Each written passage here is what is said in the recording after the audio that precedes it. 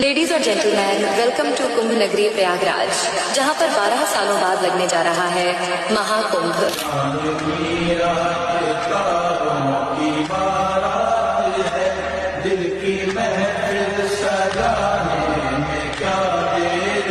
Ladies और gentleman, welcome to कुंभ नगरी प्रयागराज, जहां पर 12 सालों बाद लगने जा रहा है महाकुंभ।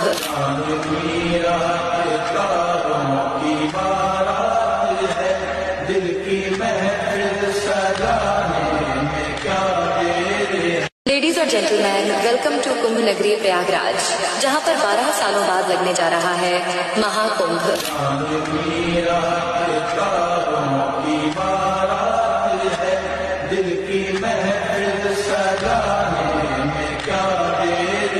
लेडीज और जेंटलमैन, वेलकम टू कुंभ नगरी प्रयागराज, जहां पर 12 सालों बाद लगने जा रहा है महाकुंभ।